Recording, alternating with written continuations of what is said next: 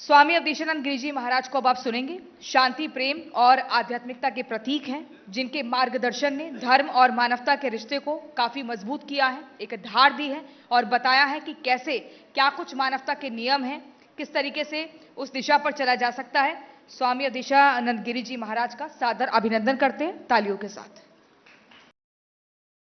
भारत की कालजयी मृत्युंजयी सनातन संस्कृति अत्यंत प्राचीन है, आद्य संस्कृति है भारत की यह सनातन संस्कृति। जब से भी धरती, अंबर, अग्नि, जल, वायु, निहारिका, नक्षत्र हैं, तभी से यह संस्कृति है। जब से मानवीय अस्तित्व है, इस संस्कृति का आरंभ तब से है। सनातन का अर्थ है न जिसका कोई आदि है, न अंत है और न मध्य है, जो स्वयंभू है। वो संस्कृति जो ईश्वर की सत्ता को स्वीकार करती है सभी रूपों में, वह सनातन संस्कृति है। सनातन धर्म और सनातन संस्कृति का अर्थ है कि पूरा विश्व एक कुटुंब है और उसमें जितने भी प्राणी हैं वो सब परिवारजन हैं, कुटुंब के हिस्से हैं।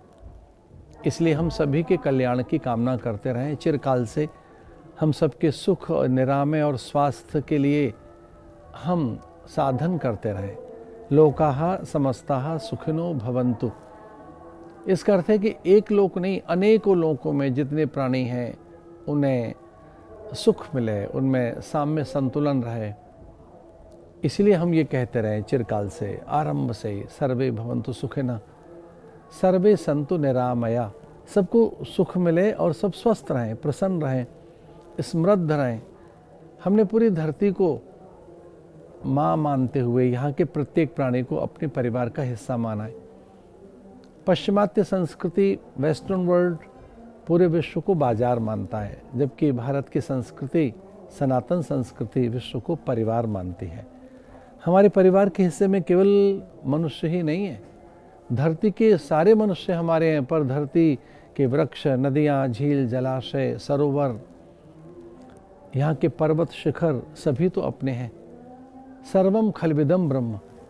सनातन धर्म और उसकी संस्कृति ये कहती है परमात्मा सर्वत्र है, सभी में समान रूप से है।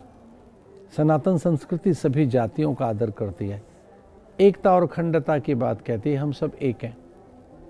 सामाजिक समरसता देखनी हो तो भारत की संस्कृति के पास है। कुंभ में हम एक हैं। इस महाकुंभ के अवसर पर सभी मत, पंथ, संप्रदाय आपको एक साथ दिखाई दे रहे हैं। भारत का हर वर्ग यहाँ दिखाई दे रहा है। तो ये हमारी एकता का पर्व है, सामाजिक समरसता का पर्व है। भारतीय संस्कृति के जितने उच्चतम प्रतिमान हैं, मूल्य हैं, भारतीय संस्कृति की जो उदारता है, वैभव है, विराटता है, उसकी साकारता महाकुंभ में दिखाई दे रही है। महाकुंभ में जहाँ गिरी कंदराओं से निकलकर साधु संत महात्मा आए, वही गांव गलियों से, छोटे नगरों से, महानगरों से चलकर यहाँ सामान्य जन, प्रबुद्ध जन, उद्यमी, कवि, लेखक, मनीषी, विचारक, चित्रकार और जिज्ञासु, मुमुक्षु, सत्य पिपासु सभी दिखाई दे रहे हैं। यूनेस्को ने इसे मानवता की अमूर्त धरोहर घोषित किया है।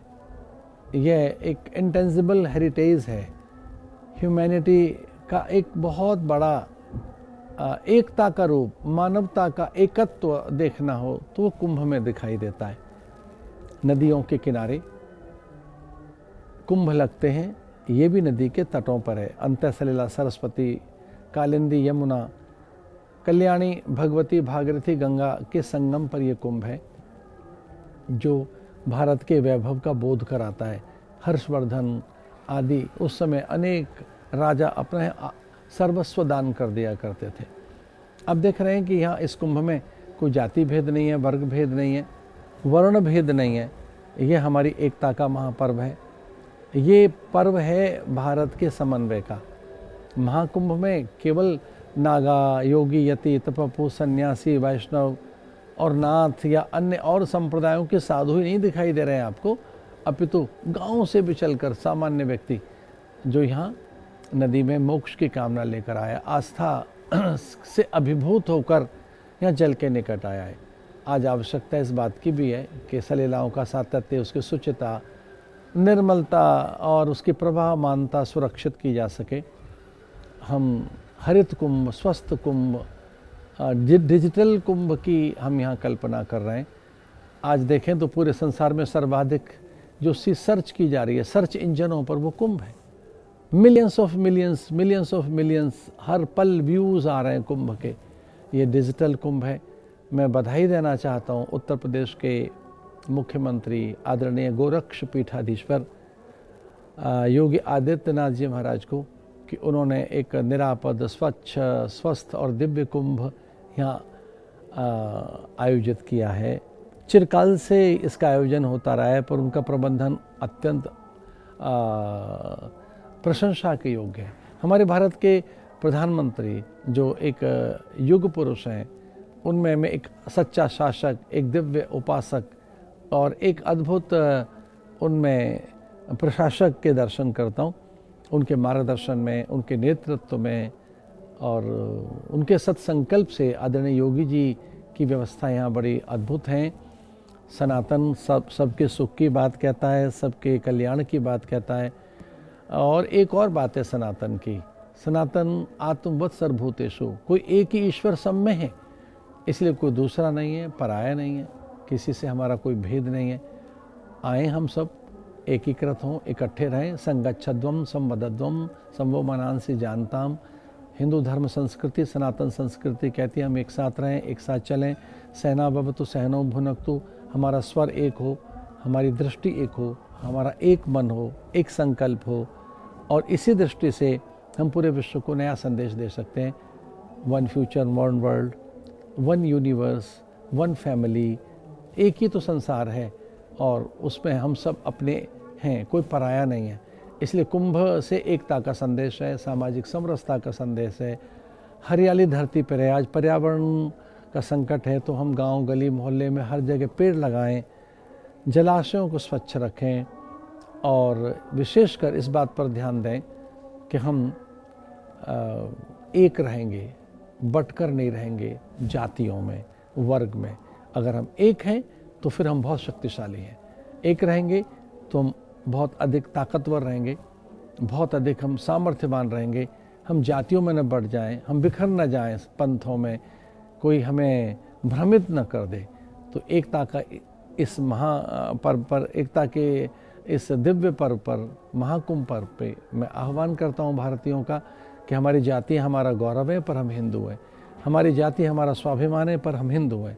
हमारी अलग अलग जातियाँ हो सकती हैं पर हम सब हिंदू हैं। हम एक रहें, नेक रहें और बहुत अधिक सुदृढ़ रहें, सामर्थ्यवान रहें, सशक्त रहें, ऐसी शुभकामनाएं। रिपब्लिक भारत भारत की आवाज़ है, भारत का स्वर है, भारत की संवेदना, भारतीय एक प्रकार से जो विचार है वो रिपब्लिक के द्वारा प्रसारित हो रहा है। भारतीय चेतना को स्पर्श किया है रिपब्लिक कॉन्क्लेव ने। इस रिपब्लिक टीवी चैनल के कुंभ कॉन्क्लेव में से मैं आपको अपनी शुभकामनाएं देता हूँ।